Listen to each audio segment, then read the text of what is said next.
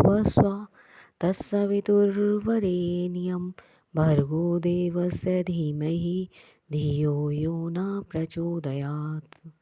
जय गायत्री माता। आज मैं जिस टॉपिक पर आपको बताने जा रही हूँ वह है गायत्री माता कौन है। आइए बात करते हैं। गायत्री माता वह देवी है जिसे संबंध स्थापित करके मनुष्य अपने जीवन विकास के मार्ग में बड़ी सहायता प्राप्त कर सकता है। किसी भी तरह की सहायता प्राप्त कर सकता है, बशर्ते वह सहायता अच्छे कामों के लिए मांगी जाए, अच्छे विचारों के लिए मांगी जाए। परमात्मा की अनेक शक्तियाँ हैं जिनके कार्य और गुण अलग अलग हैं। उन शक्तियों में गायत्री का स्थान बहुत ही महत्वपूर्ण है। यह मनुष्य को सद्बुद्धि की प्रेरणा देती है, यानी गायत्री माता सद्बुद्धि की देवी है।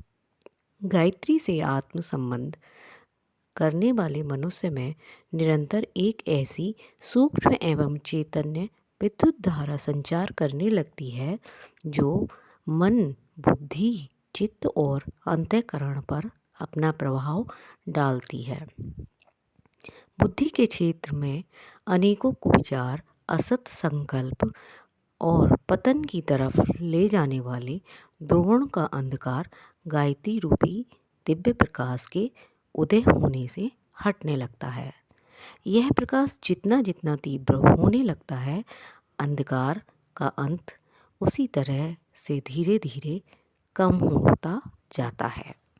मन की भूमि को सुव्यवस्थित एवं स्वस्थ, सतोगुणी एवं संतुलित बनाने में गायत्री का चमत्कारिक लाभ असंदिग्ध है। और यह भी स्पष्ट ही है कि जिनकी मनोभूमि जितने अंशों में सुविकसित है वह उसी अनुपात में सुखी रहेगा, क्योंकि विचारों से कार्य होते हैं और कार्यों के परिणाम सुख दुख के रूप में सामने आते हैं। जिनके विचार उत्तम हैं वह उत्तम कार्य करेगा, जिसके कार्य उत्तम हैं उसके चरणों तले सुख शांति लूटती रहेगी।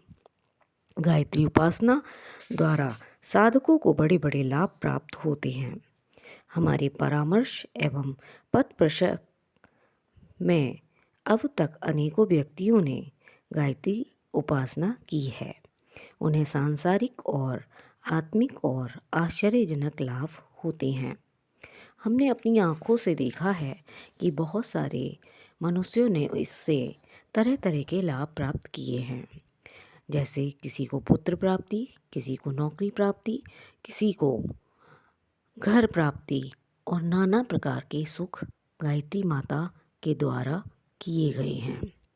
इसका कारण यही है कि उन्हें देवी वरदान के रूप में सद्बुद्धि प्राप्त होती है और उसके प्रकाश से वह दुर्बलताओं, उलझनों, कठिनाइयों का हल निकाल लेते हैं, जो मनुष्य को दीनहीन, दुखी, दरिद्र, चिंतातुर और कुमार्गी बनाती हैं। जैसे जैसे प्रकाश का ना होना ही अंधकार है, जैसे जैसे अंधकार स्वतंत्र रूप से कोई वस्तु नहीं है, इसी प्रकार सद्ज्ञान का ना होना ही दुख है। अन्यथा परमात्मा की इस पूर्ण सृष्टि में दुख का एक कण भी नहीं है।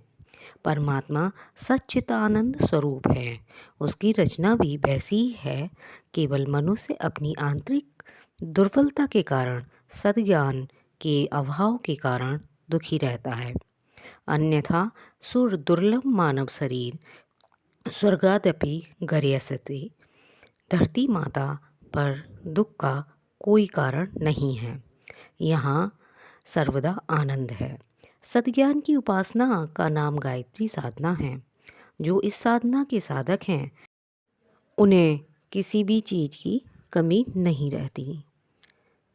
आगे के टॉपिक में हम आपको बताएंगे कि साधनाएं और गायत्री माता की उपासना कैसे की जाती हैं। तब तक के लिए नमस्कार, धन्यवाद।